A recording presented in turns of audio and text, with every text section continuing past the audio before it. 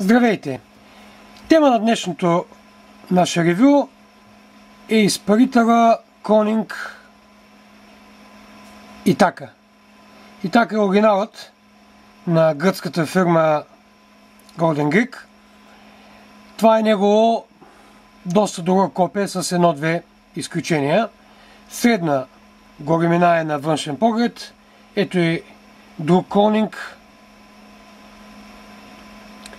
Това е Одисей. Ето в сравнение с Russian. Една средна големина за неговите 4 мл съвместимост. Доста добро изпълнение на външен поглед. Това, което се набива в очи веднага, е реглажа на въздуха, който е чрез тази гривна отдолу. Ето мога да ви покажа и къде е отвора на въздуха. Ето тук. И чрез тази гривна съответно намаляваме или увеличаваме притока на въздух. Така, друго характерно, което ми направи впечатление на пръв поглед, това е неравномерно застаналото, даже забило в една страна, забира извод на плюса. Това ще го разберем, когато го отворим, разбира се. Нека да започнем с разглобяването.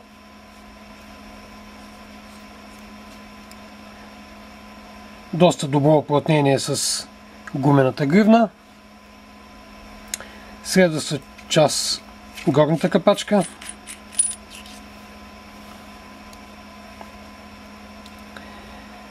Следваща част външното тяло.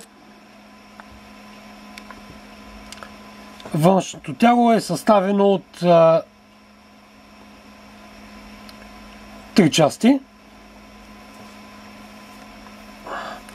Всяка от тях изолирана с съответния оринг.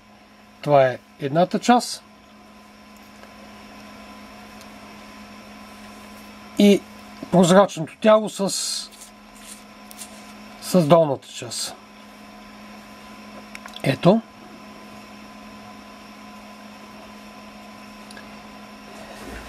Така. Какво още има за разглобяване? Така. Капачката на изпарителната камера, заедно с мундштука. Забелязвам едно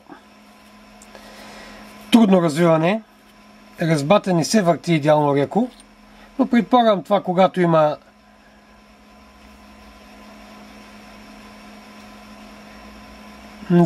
има и остатъци леки от стружки. Предполагам, че когато има вече никотинова течност, това нещо ще се подобри. Доста широк отвор на мундштука и изход от към изпарителната камера.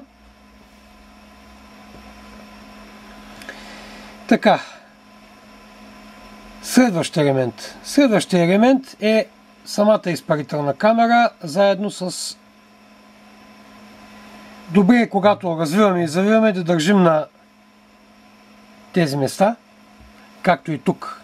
Също на капачката има фрезенк, който ни помага за по-лесното развиване. В случая трябва да държим тук, защото тая част се мести. Развиваме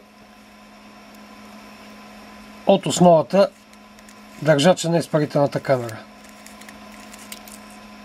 Така. Към това ще се върнем малко по-късно, към самата изпарителна камера, да довършим. Основата има допълнителна капачка отдолу, която е за въздуха. И нея ще я развъртим.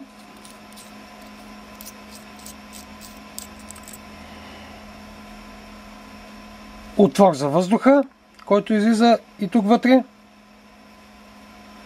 И гривна с оринг.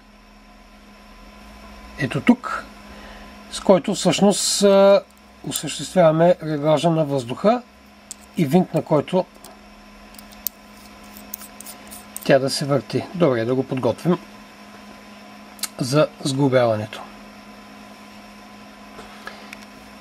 Така, най-интересната част е изпарителната камера. Интересното е при този изпарител е това, че има два регложа на никотиновата течност. Единият е с капачката, която навиваме докъдето желаем, оставяйки достъп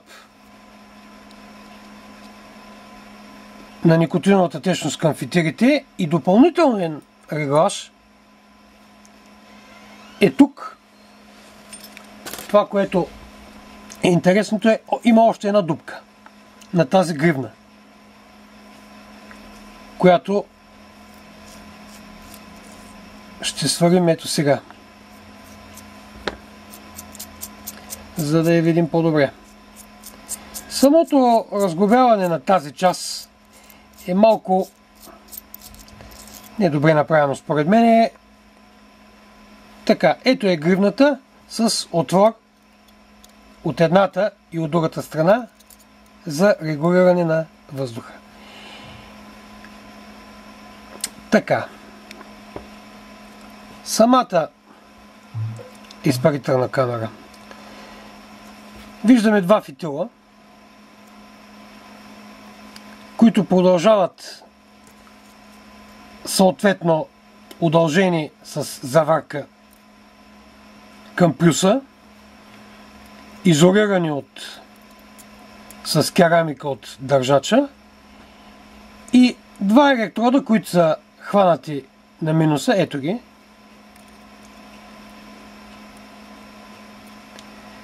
които се хванат с тази пластмасова гайка. Така, следва централния пин,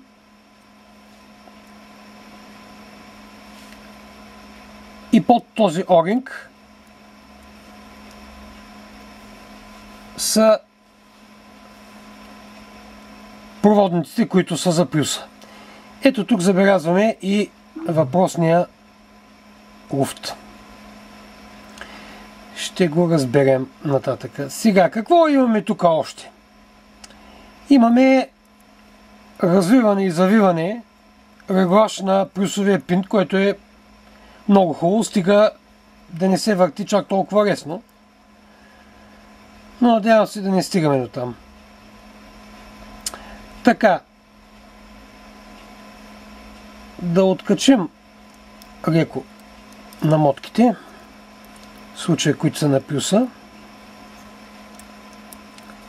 за да покажем пълното разглобяване. Така, намотките са леко хванати в задния си край, са завъртени. Така, развиваме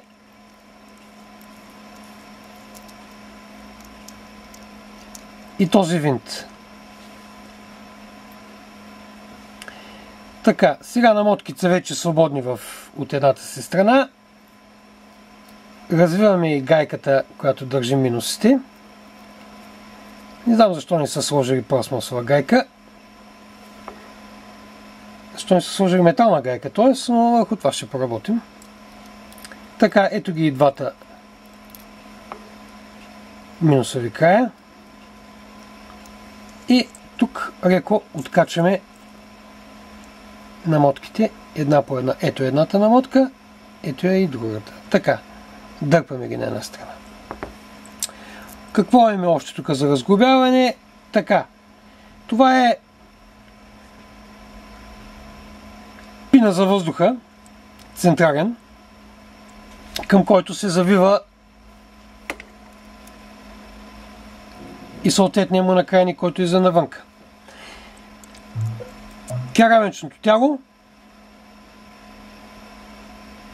и държача на керамичното тяло.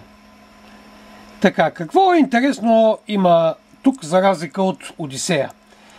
Тук камерата е решена по по-различен начин. Няма отделно изолатори за минуса и плюса, а просто са решили, че няма нужда да изолират минусовите краища на мотки, а само плюсовете, което е добро решение. Какво е интересно още имаме тук? Ако забелязвате, тук има два процепа.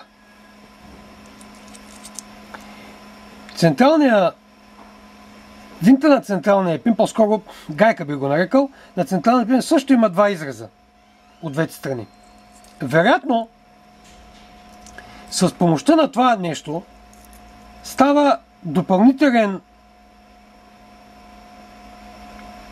реглаж на въздух. Нямам представа просто какво се имали предвид за влизането. Течност от тук не влиза. Вероятно става просто за въздух, допълнително въздух. Но това ще го измисля малко по-късно. Така, сега. Ето и всичките части на изпарителя. Както виждате, много наброй. 1, 2, 3, 4, 5, 6, 7, 8, 9, 10, 11, 12, 13, 14, 15, без да броим гумените уплътнители. Даже 16. Ето с тази част. Изумително много неща. Доста сложен изпарител, дано си оправдае многото елементи. Сега, да почнем от единия край леко да сглобяваме. Така, керамиката в централното тяло, централния пин, който трябва да задържим с отвърка. Така, една секунда. Значи, ако забелязахте в началото на клипа, бях ви показал ето така положението на плюсовия пин. С какво забелязвам? Забелязвам, че тази дистанционна изолираща втулка играе в полста. Ето, ако забелязвате, мърда се. Като цяло, диаметъра мисля, че е стандартен, да. 3 мм, даже 2,9 на резбата и 2,6 на стеблото. 3 мм е размера на тази втулка. Това нещо не е хубаво и може да породи доста проблеми. Затова прибягаме към странични. Така, искам да ви покажа ето тези втулки. Значи, какво е това? Това е втулка, която се използва и я има в магазините за електроника. Използва се като изолационна втулка за транзистор. Един вид са, вътрешен размер е около 3 мм, но това, което е по-интересното е, че има борд. Сега, тук имам няколко вида такива втулки, тези са еднакви, но ето тази третата втулка е много интересна. Марак борд. 1 мм. Да видим колко е това. 1 мм също, чудесно. Значи ще се опитаме да решим проблема с централния пин. Така, слагаме тази втулка по този начин, като бордът остава от вътрешна страна, за да може той да влезе ето тук. Като същевременно остане място за влизането, предполагам, на течност от резервуарчето, което се образува, както и на кайфуна, което се образува в основата. В самата основа е тук. Ще ви го покажа по-късно. Се образува едно малко резервуарче за течност. Предполагам, че от тук течността... Каква работа ще има горе? Нямам идея. Така, ето така решаваме въпроса. Има рект луфт, но понеже не сме затегнали още.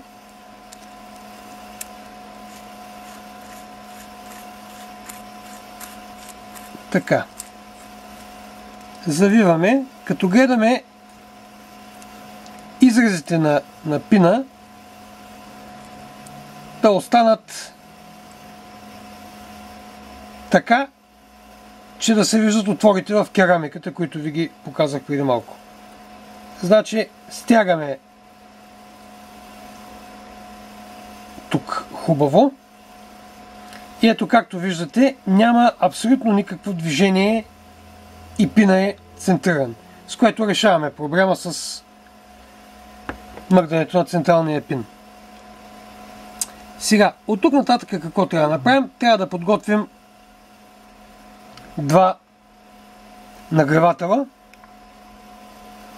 и съответно дърпам малко настрани частите и съответно да сложим нагревателите. Ще намотая нови нагреватели, за да... Ето това остава излишно. За да придобиете по-ясна представа как точно се изгражда самия изпарител. Ето ние с фитилите. Така, отрязваме два фитила, 3 мм силика с дължина 6 см. Така, на които трябва да навием кантара, който или нихрома, който сме избрали. Сега, какъв е тънкият момент? Тънкият момент е, че трябва да направим нагревателния проводник от 3 части. Средна част нагревател и 2 части, които са от тук и от тук, с заварка, съответно несъпротивителен нихром. Това се прави с цел разстоянието от нагревателя до закрепването да не бъде съпротивително, съответно да се намали съпротивлението и да няма загряване в тая част, което не е толкова фатално, най-вече в закрепването, което където, както видяхте, единия път е с гайка пластмасова, а другия път е просто с гумен оринг. Така, това, което също виждам в момента е, че малко сме избързали. Трябваше тази гайка да я навием преди това. Така. Навиваме пластмасовата гайка, която е за закрепване на минусовите проводници. Съответно слагаме тази втулка, която точно влиза тук. И централния пин, който пак трябва да завием, понеже го забравихме. Така, завиваме го. Стягаме така, че отворите да останат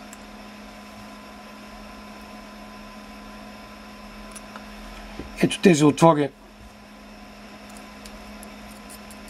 на гривната, която е в изпарителната камера, да сочат срещу съответните отвори в керамиката. Ето пак стягаме тук. Това го оставяме за завиване на жиците. Така, почваме да намотаваме нагревателя. Че виждаме къде е края на снатката. В случая съм избрал кантал 0,15 с дължина около 4-5 см. Как го изчислявам? Ами, смятам, че примерно искам изпарителя ми да стане като обща Като общо съпротивление 1,8 Ома. Имаме две намотки, т.е. двете намотки трябва да бъдат по 3,6 Ома. По формулите 3,6 Ома намотка при кантал 0,15, това са 4,71 см нагревателна част, без тези краища, удълженията, които нямат съпротивление. Така, значи стремим се да намотаем около 7-8 навивки от тази конфигурация, защото, както забелязвате, и тук са толкова. И даже е използвано, според мен, някъде 0,15 и тук. Така, започваме горе-долу от към снатката. Ето е тук снатката и в случая имаме гаф.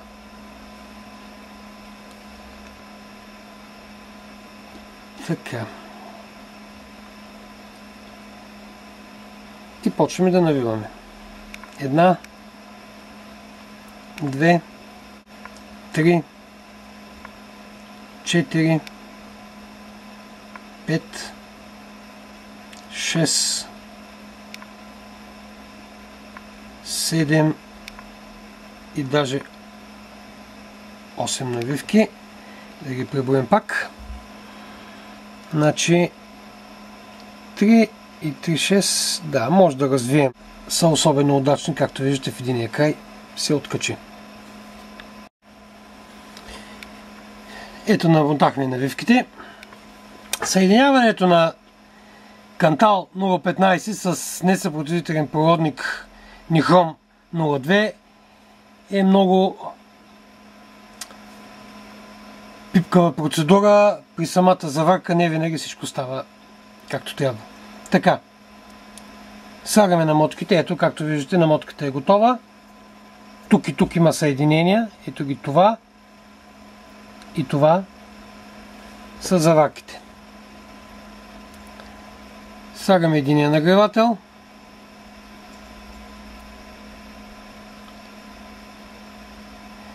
Ще го обърнем ето така да бъде. От минуса няма какво да се крием. Така.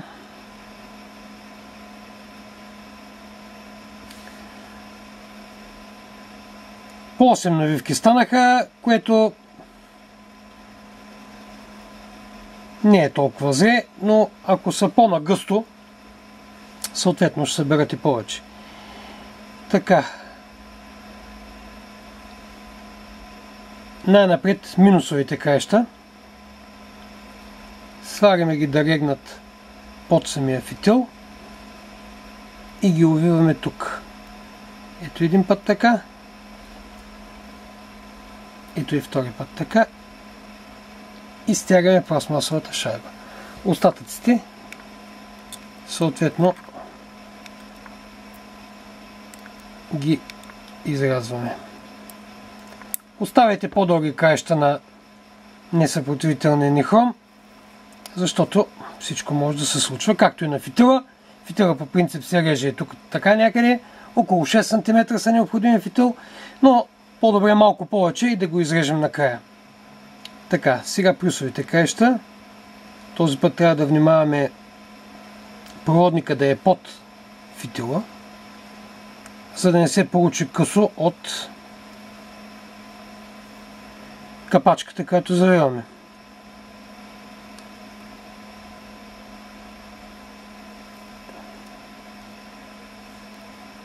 Опъваме фитилите добре. Намотаваме ги на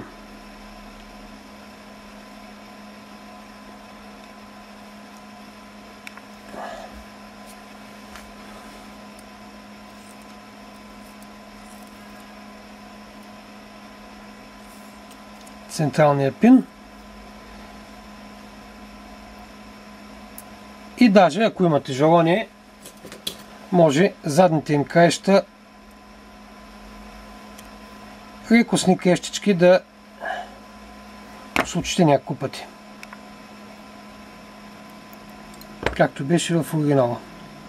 Така, другото, което трябва да се направи в следващата стъпка е да се сложи гумения орен. Когато цялата изпарителна камера с държач ще се притисне хубаво в основата е тук.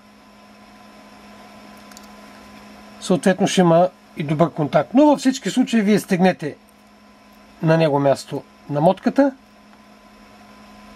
края на намотката, за да нямате проблеми. Пускаме отгоре фитилите. Ето от едната страна. Ето ги от другата страна. Така. До тук сме готови. Следващата стъпка, която трябва да направим, е да навием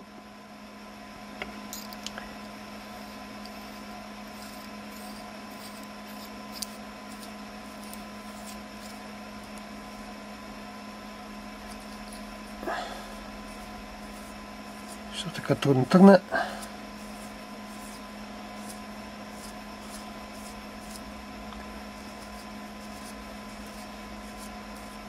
Така, единствената неприятна ситуация е тук, че докато се покаже горния връх, трябва да бъдем внимателни с вероятно разбите малко имат нужда от разработване или просто когато е обмазано с никотинова течност, няма да има никакви проблеми.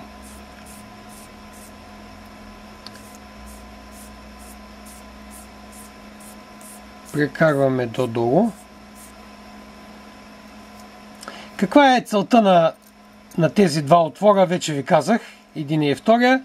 Целта им е да пускат никотинова течност от тук. Може да завъртим отворите и няма да има допълнителен достъп на никотинова течност. Но когато е така, ние ще имаме възможност да не правим реглаж от тук и съответно през това разстояние да влизат, а ще се влиза по-малко винаги отдолу. Хубавото е, че това е най-ниската част на изпарителя на течността, всъщност на никотиновата течност, от която ще имаме почти до край подаване на течност към нагревателите. Така, завъртаме още малко. Това са краищата на фитилите. Може да ги оставим и така. Достатъчно, но по принцип трябва да бъдат отрязани до нивото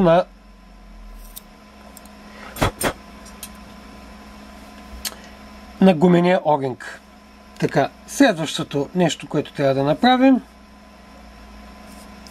аз мисля, че още малко надолу може да дойде, е да завием в основата тази конструкция. Така. Сега целта ни е двойна. От една страна трябва да се завие държача на изпарителната камера, за да опре плътно тук.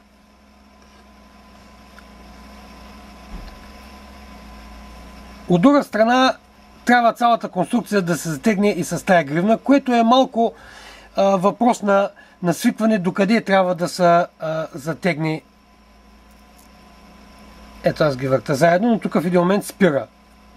Долната гривна блокира, като гледам блокира и горната. Така. Ето имаме достъп до фитилите. Може още малко да стегнем. Надявам се да ни пуска. Така. Следващата стъпка е долната част. Завиваме, държейки за фаянеца на основата. Ето виждаме, имаме един правилно позициониран централен пин, който няма да яде на късо. Така, следващо, капачката на изпарителната камера заедно с мунщука. Ето вече след няколко развивания се навива леко. Така, тук може да направим,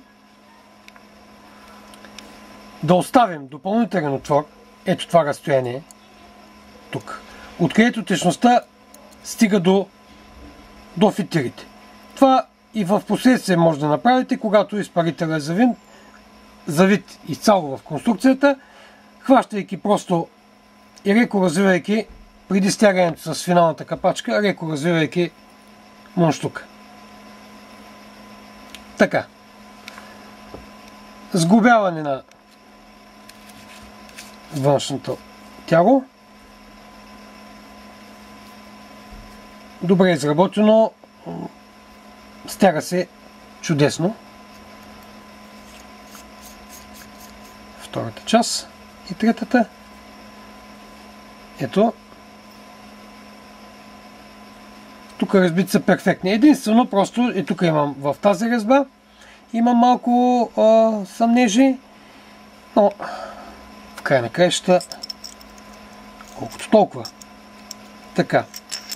Ето забелязвате, че този отвор е във възможно най-ниската точка на никотиновата течност. Всяка капка останала ще проникне през този отвор и ще стигне до фитилите, така че може да бъдете уверени, това нещо ще изразходва до края никотиновата течност, която сте изсипали. Така. Завиваме.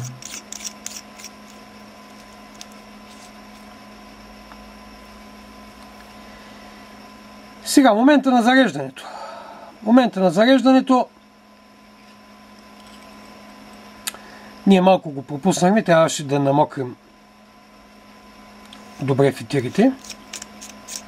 От това се връщаме обратно.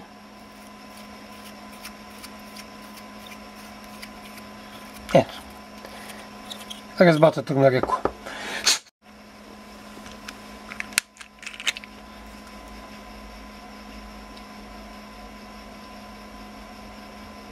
Накапваме единия и другия фитил. Сега е в момента да проверим и какво съпротивление. Малко накапваме. Още малко.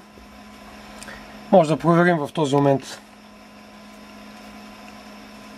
колко дава. Затягайки защото това е за въздуха. 1,9 тома. Тоест, справили сме се добре с задачата. Правим проба.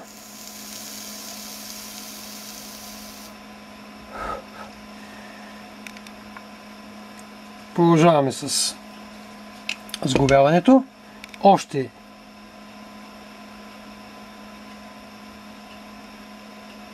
течност.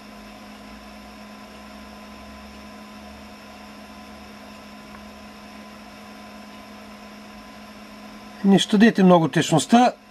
Фитилите са много дълги и са по 3 мм. И съответно забелязах, че когато тези два жреба трябва да бъдат от страната на минусовите краища на намотката. Когато са от тази страна, сглобяването и подаването на централния пин е много добре решено. Подава се една идея от стандартната резба 510 и много хубаво пасва. Така, значи тия двата жреба от страната на минусовите краища. Така, сглобяваме. Ето, след малко течност няма никакъв проблем с завиването.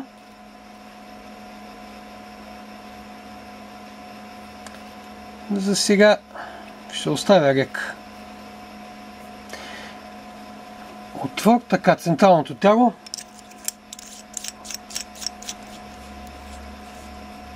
Затягаме. Сега момента на пълненето. Може да го напълните от тук, накапвайки с течност. Може да го направите след слагането на капачката, ако имате спринцовка, или просто пускайки капката по мундштука. И двата начина са възможни, просто в един случай имате по-голям поглед върху нещата. Ето, напълваме. За сега няма да пълня много, но може да се напълни, събира достатъчно голямо количество. 4 мл е по каталог. Завиваме горната капачка. Сега е момента, така всичко вече е стегнато, регаш на въздуха. Сега е момента, в който може да отворите леко мундштука и от тук виждате как една навивка, едно завъртане, според мен е съвсем достатъчно, поне така беше другия изпарител Одисей. При атаката би трябвало да е по същия начин. Така, и завиваме. При това положение обаче имайте предвид, че трябва да задържате, защото се върти от гумения уплътнител и съответно мундштук. Или просто накрая, преди да затегнете, правите това. Ето, преди да затегнете до края, ако искате да бъдете сигурни, натягате до край и връщате малко. След което завивате вече и тази част. Ако искате, разбира се, допълнително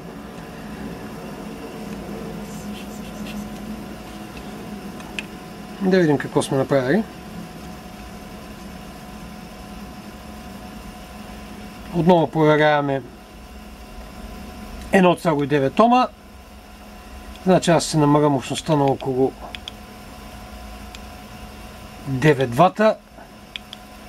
10 даже е съвсем достатъчно. И правим проба.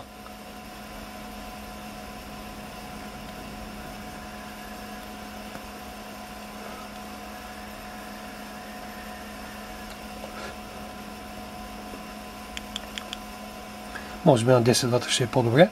Не знам доколко е проникнала, успява да проникне течността и да обмокра хубаво фитилите. Може би трябва да се изчака известно време.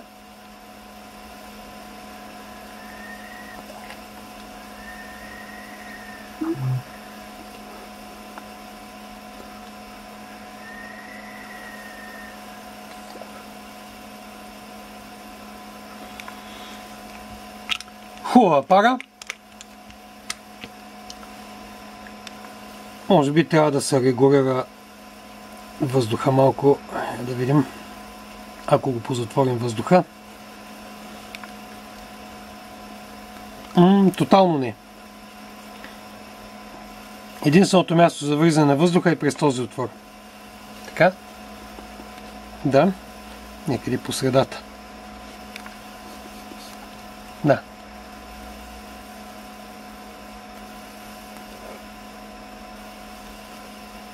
Даже още малко. Евентуално може да отворим леко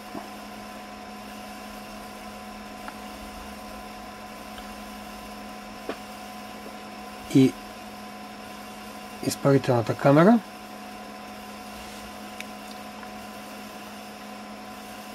Тя ще налие повече течност.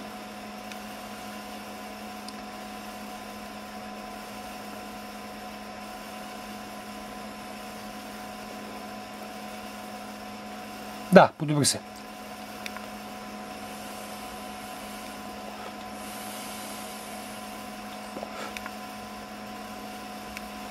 Добър вкус. Добра визия. Като цяло на изпарителя. Чудесно пасва с вамото. Малко по-дълъг от неговия по-малък събрат Одисея. Но пък съответно нарича и на две намотки. За любителите на екстремното изпаряване. Това беше представянето на изпарителя Итака или по-скоро на неговия клонинг. За сега довиждане от нас. Бяхте с Smoking Maniac. Надявам се да ви беше приятно.